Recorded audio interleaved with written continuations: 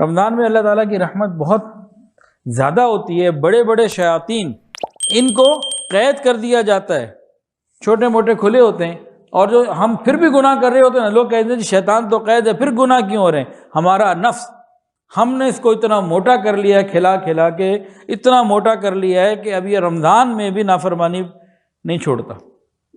اب نفس کا علاج کیا ہے؟ وہ بھوک ہے. ایک روایت میں، ایک کتاب میں پڑھی یہ بات کہ جب اللہ تعالیٰ نے نفس کو بنایا، اس کو بلا کے پوچھا تو کون ہے اور تو کون ہے اور میں کون ہوں؟ کہا انتا انتا، انا تو ہے، میں ہوں. پھر 1 سال اس کو جہنم میں ڈال دیا، 1000 سال. پھر اس کو بلایا، ہاں بھائی میں کون تو کون؟ کہا انتا انتا، انا آپ ہیں، میں ہوں. پھر 1 سال ٹھنڈ، 1000 سال جو ہے وہ جہنم کے اندر ایک ایریا ہے زمہریر، جہاں سردی کی شدت کا عذاب ہوتا ہے، وہاں ڈال دیا. پھر 1000 سال سزا دے کے باہر نکالا، ہاں بھائی تو کون، میں کون؟ کہا انتا انتا، انا آپ ہیں، میں ہوں. پھر کہتے ہیں کہ اس کو 1000 سال بھوکا رکھا.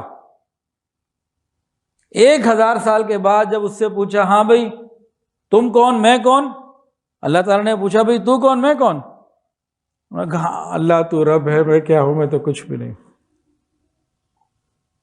ایک اللہ والے بھوک کے فضائل بیان کر رہے تھے. آپ کہیں گے موضوع رمضان اور فضائل باتیں بھوکی ہو رہی ہیں. ایک اللہ والے بھوک کے فضائل بیان کر رہے تھے، بھوک سے یہ ملتا ہے، یہ فائدہ. یہ کسی نے کہا بھوک بھی کوئی ایسی چیز ہے جس کے فائدے بیان ہو؟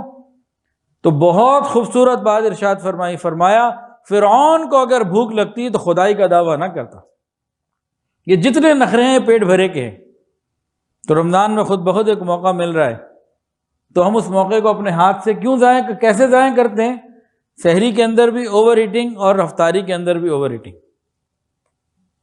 تو ایک خوبصورت موقع اللہ تعالیٰ کی طرف سے مل رہا ہے رحمتوں کے حصول کا، تو ہم اس کو صحیح طریقے سے حاصل کریں. ہاں اگر کسی کو کمزوری ہونے لگے، پریشانی محسوس ہونے لگے تو ٹھیک ہے کہ وہ 1-2 دن تو ایسا کرے نا، اور کوشش کرے تو اللہ تعالیٰ خیر فرمائیں گے انشاءاللہ العزیز. تو بھائی رحمتوں کو وصول کرنے کے لیے بھوکا رہنا، اور بھوک کے حالت میں، کمزوری کی حالت میں رب سے مانگنا. ایک چھوٹا بچہ بھوکا بھی ہو، کمزور بھی ہو، جب ماں سے مانگے گا کیسے ممتا تڑپے گی. اسی طرح کوئی بندہ روزے دار ہو، آداب کے ساتھ روزہ رکھا ہو، صبح سے بھوکا بھی ہو، بھوک کی وجہ سے کمزوری بھی ہو، سحری کم کھائی بھی تھی، اب یہ بھوک کی حالت میں، کمزوری میں تڑپ کے جو رب سے مانگے گا، اللہ کی رحمت اس کے اوپر تڑپ کے برسے گی. اب ہمارے اختیار میں ہم کیا چاہتے ہیں. تو بہرحال اپنے گناہوں کی ایک فہرست بنائیں. اس فہرست کو اللہ کے سامنے کسی کو دکھانی نہیں ہے، اس کو اللہ کے سامنے رکھیے، اللہ اس سب میں چھوڑنا چاہتا ہوں اور میرے اندر یہ ختم کر دیجیے. اچھا، رمضان شروع ہونے سے پہلے ایک کام اور کرنا چاہیے. ہر آدمی کو اپنی اپنی روحانی کیفیت کو نوٹ کر کے، چاہے لکھ لے چاہے نوٹ کر کے دل میں یاد کر لے. کیا مطلب؟ روحانی کیفیت، بھئی کون کون سی نیکی کی طرف خود بخود میں بڑھتا ہوں، اور کہاں کہاں مجھے مارے باندھے بڑا اپنے آپ کو لانا پڑتا ہے، اور کون کون سی نیکیاں میں چھوڑ دیتا ہوں.